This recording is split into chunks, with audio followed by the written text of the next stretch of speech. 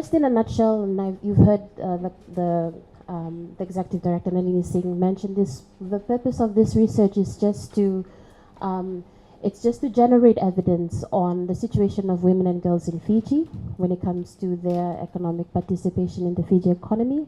For women's rights organization, we know that women are underrepresented in the Fiji labor force, but this report, the unique thing about this report, it gives hard statistics of what that actually looks like. And so that's just in a nutshell of what the report is about. So, and Professor Wadan Narsey would talk more on this, but in a nutshell, the methodology is used. All the analysis, the data analysis is from the employment and unemployment surveys done by the Fiji Bureau of Statistics. And we're very, very delighted that the Fiji Bureau of Statistics team is here as well. We also looked at the Fiji National Provident Fund statistics, and that's from the annual reports and other statistics that Professor Wadan was able to attain, as well as the Fiji Revenue and Customs Service statistics on taxpayers for 2017 and 2018.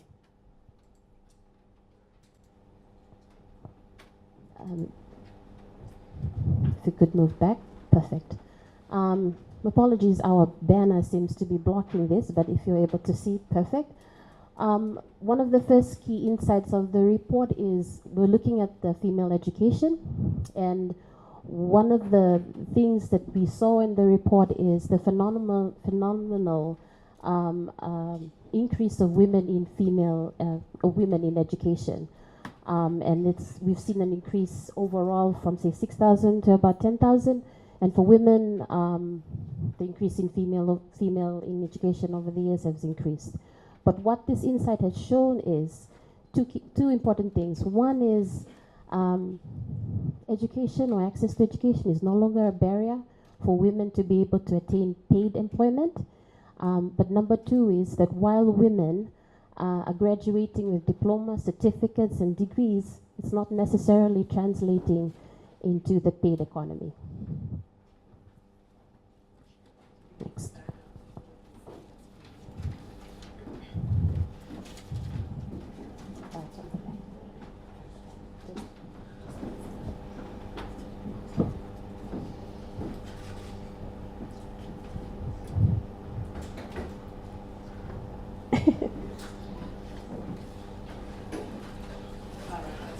It's perfect. All right.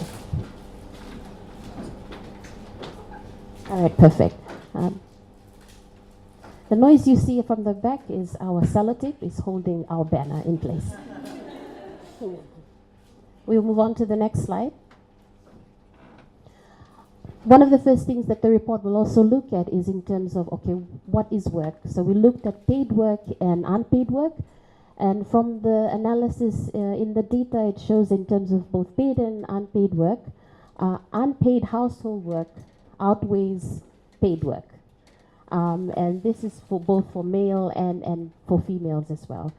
And if you move on to the next slide, we wanted to see, well, in terms of that, let's see in terms of male and female. When we looked at the statistics, it showed that female are only 34% of the paid labor force, and I think that was also articulated by the assistant minister and as well as our executive director. And then when we looked at unpaid care work, females were at 98% compared to men were at 2%. So you can kind of see from the statistic, one is majority of the work, unpaid work, is done by women, but at the same time they also are contributing in the paid employment. But their representation in that sector is extremely low. Now, in terms of share of total work, paid and unpaid, if we look at both of those two concepts, 53.4% of all work by hours is done by females. So women are doing more if you compare both data sets compared to men. And this figure, 53%, has remained unchanged from the statistics that we were able to gather. And then we looked at the average income. Okay, so women are underrepresented in the paid employment. They're doing majority of the unpaid work. Okay, let's see how much money they actually are earning. And so from the data that you see in the report, it shows, and what we've been saying or seeing, is that women are earning less. First, they are employed in less secure jobs, and they are earning an income which is extremely low compared to men.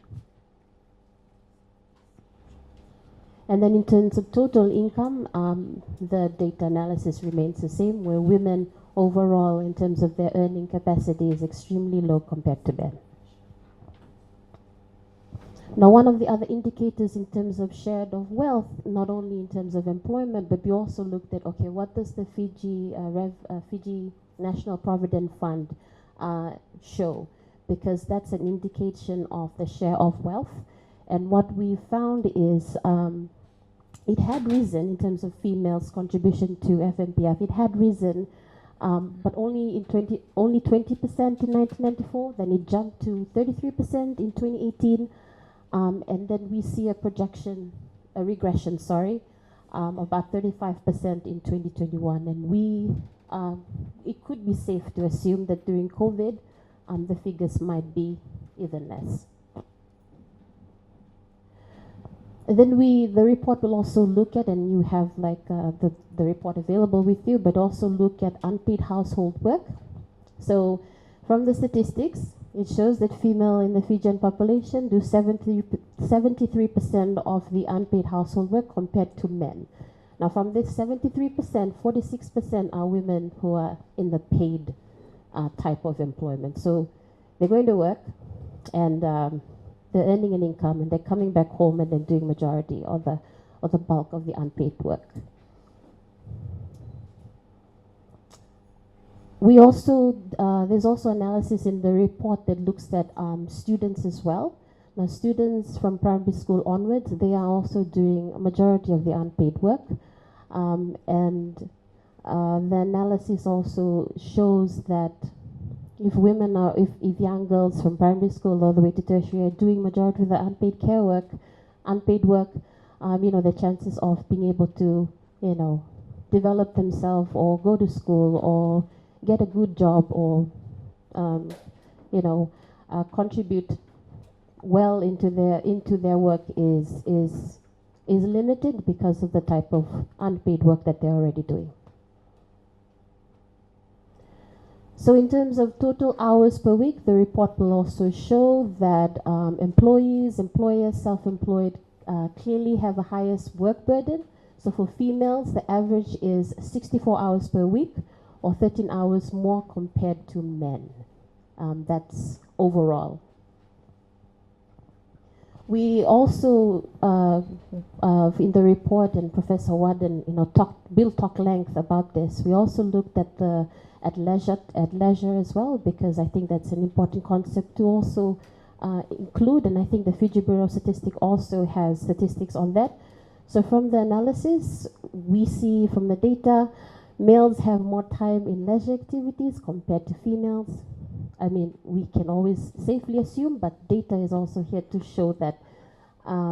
So females at all ages, growing from primary to tertiary level, the gap is 5 hours per week.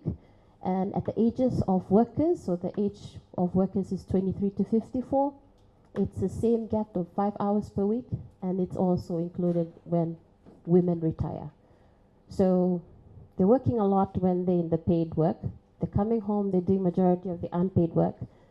So obviously, they don't have time for leisure or time for themselves. And then obviously there's interlinkages to that as well. So what does leisure mean? So we looked at two things. One is sports. So men obviously spend more time in sports compared to females. And this is seen, the trend is seen all the way from primary school to tertiary and paid employment and even through retirement. We also looked at the concept of kava gatherings. Men are spending more time drinking kava than women. We're not trying to promote that women should drink more kava, that's not the point. But leisure, we measured it in two, sports and kava gathering, because that's the common type of leisure activity that people in Fiji do. So men are spending more time drinking kava. Men are spending more time doing sports or in sports activities, while women are doing majority of the unpaid care work. while at the same time also being employed. So just to end, and my key conclusions that are outlined in the report, not mine, but FWRM, is that females have increased their labor force employment, but the increase in female have generally been low income. So there is a general increase, but it's just in the low paid type of employment. So you can say, yes, we've done programs or initiatives that are increasing women's participation, but the thing to look for is, are they in the lower end or at the higher end? Like, which type of employment is it? Is it that? Because that impacts on, saving less or their retirement. The female average income, as I've said, they're not earning as much as men are, as well as the total income. Females are still doing bulk of the unpaid care work at the same time, and they do not have time for their own selves to be able to look after themselves. And we use that, we talk about this because it's all interlinked. It's interlinked to women's perception when it comes to their health, when they're accessing services. So in this data, it gives that analysis. It gives that teeth, that's what people yeah, just the last female spend less time in leisure activities. There's a problem of men doing excessive amounts of leisure, while women do not have that same opportunity. And with that is the presentation on the key findings. And I will leave it to Wadan to talk more about the research. Thank you.